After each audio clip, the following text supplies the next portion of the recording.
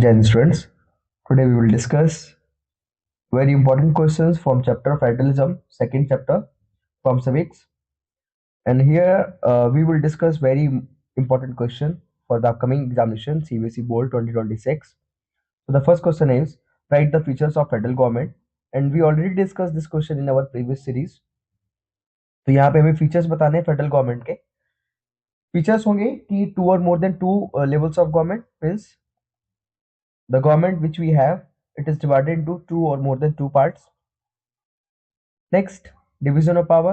Constitution clearly divides the power between government, union list, state list and concurrent list. Means यहाँ पे government की power को clearly divide किया गया है कि the subject which are mention under union list only central government can make law. The subject which are mentioned on the state list, only state government can make laws. And the subject which are mentioned under concurrent list, state government as well as central government both can make laws. Next, independent judiciary. Courts act as an umpire. Supreme Court is the interpreter of the Constitution. यहाँ पे इन्होंने बोला है कि जो court है वो as a empire काम कर रहा है और जो सुप्रीम कोर्ट है वो हमारा कॉन्स्टिट्यूशन का इंटरप्रेटर है। सबसे बड़ी चीज यहाँ पे इंडिपेंडेंट जुडिशरी जो है, जो जुडिशरी को इन्होंने इंडिपेंडेंट रखा, उसका रीजन ये है कि अब अगर जुडिशरी इंडिपेंडेंट है तो क्या कर पा रही कि एग्जीक्यूटिव और जो लेजिस्लेटिव है ये ओवर रूल नहीं कर पा रहे हैं हमारे ऊपर। मतलब कि ये ऐसा नहीं कि इनकी जो गवर्नमेंट है वो डिक्टेटोरियल फॉर्म ऑफ गवर्नमेंट में हो जाए या वो अपने विल पावर से सरकार को चलाएं। तो ये चीज हमें प्रिवेंट करती है, जो जुडिशरी है वो हमें प्रिवेंट कर रही है। अब इसी वजह से जुडिशरी को इंडिपेंडेंट दिया गया है कि भैया जुडिशरी एग्जीक्यूटिव के कंपैरिजन में है, लेजिस्लेटिव के कंपैरिजन में इंडिपेंडेंट है। अब एक चीज और है यहाँ पे जुडिशरी में मेंशन कर सकते हैं, तो जो अपॉइंटमेंट होता है सीजीआई का, तो that will be done by executive and the removal of CGI will be done by legislative. Next, separate source of income. इसमें देखिए मेंशन भी है executive and legislative will not interfere in the judiciary. Separate source of income means कि there are three levels of government and for each level of government sources of income are clearly specified or clearly mentioned, like income tax for central level, agricultural tax or entertainment tax for state level, and fair and exhibition taxes, house taxes for local self government, or they will be collected by municipal corporation or municipality. Dual objective to safeguard national unity while simultaneously accommodate regional diversity. Dual objective यहाँ पे इन्होंने mention किया हुआ है। इसका मतलब ये है कि हमें नेशनल यूनिटी को भी मेंटेन करके चलना है, साथ ही साथ हमें रीजनल डाइवर्सिटी को भी मेंटेन करके चलना है। दूसरा एक इंपॉर्टेंट क्वेश्चन और बनता है, ये कभी कभी डिफरेंशिएट करके पूछ लेगा कि डिफरेंस पूछ देगा कि फेडरल गवर्नमेंट और यूनिटरी गवर्नमेंट में डिफरेंस क्या है। तो हम बात कर रहे हैं फेडरल गवर्नमेंट की, तो फेडरल गवर्नमेंट में क्या होता है कि जो हमारी पावर है वो डिवाइड होगी central government, state government, local government में। वहीं जो यूनिटरी गवर्नमेंट, तो वहां पे concentration of power only in one hand. तो जो पावर होगी वो सिर्फ एक इंसान के पास होगी या एक ऑर्गन के पास होगी या एक बॉडी के पास होगी, और अगर छोटी मोटी पावर है भी तो वो सारी की सारी उनके सबॉर्डिनेट होगी। इंडिपेंडेंस ऑफ लेवल, तो फेडरल गवर्नमेंट में हमारा होता है each level of government is independent with in its jurisdiction and is constitutionally guaranteed. अब देखिए यहाँ पे जो स्टेट गवर्नमेंट है या जो लोकल सेल्फ गवर्नमेंट है, हर एक गवर्नमेंट अपने अपने लेवल पे अपने अपने जुरिसडिक्शन में वो इंडिपेंडेंट तरीके से काम कर रही है, उनके ऊपर कोई रोक टोक नहीं है। लेकिन यूनिटरी गवर्नमेंट में क्या है, यूनिटरी गवर्नमेंट में सेंट्रल गवर्नमेंट के पास ज्यादा पावर होती है, ठीक है, या सर्वे सर्वा वही होता है, ऐसा हम बोल सकते हैं। Central government can order the sub unit और चेंज देयर पावर।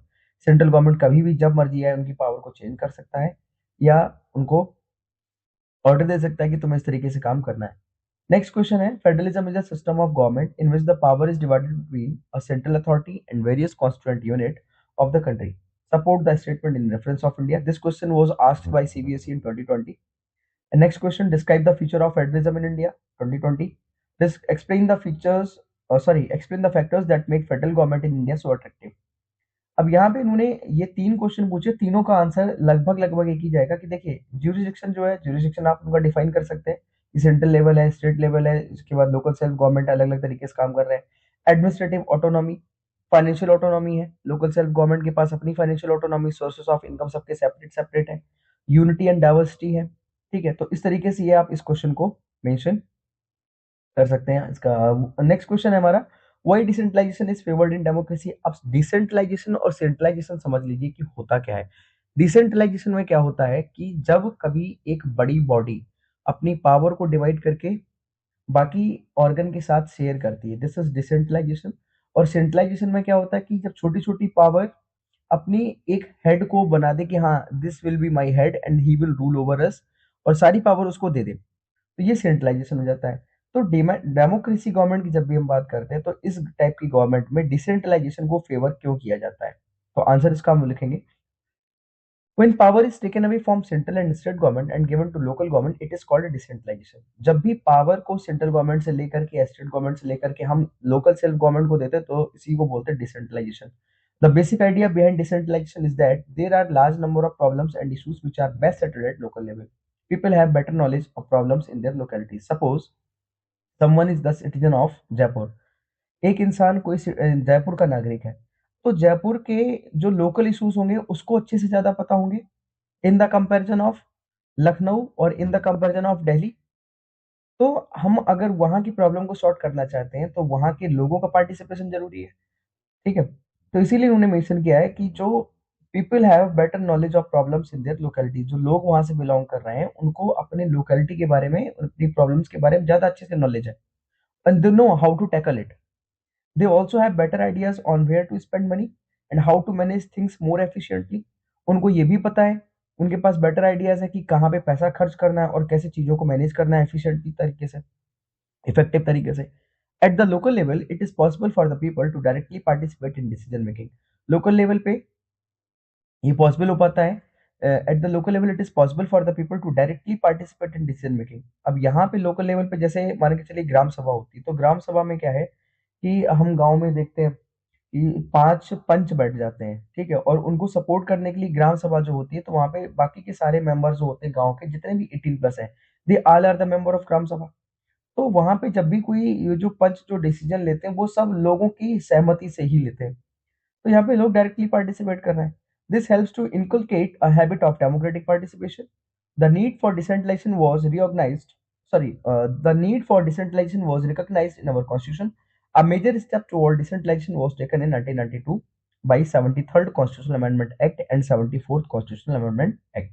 तो यहाँ पे जो डिसेंट्रलाइजेशन है जो डेमोक्रेसी में हमने अपने इंडिया में स्टार्ट किया वो क्या 1992 में 73rd कॉन्स्टिट्यूशन अमेंडमेंट एक्ट के थ्रू और 74th कॉन्स्टिट्यूशन अमेंडमेंट एक्ट के थ्रू। नेक्स्ट क्वेश्चन है हमारा, highlight any 3 steps taken by India toward making it a federation. यहाँ पे 3 स्टेप्स कोई भी बतानी है जो इंडिया को फेडरेशन बनाता है। तो सबसे पहला भाई reorganization of state, the boundary of several old states were adjusted to create new state based on linguistic, cultural, ethnic or geographical differences।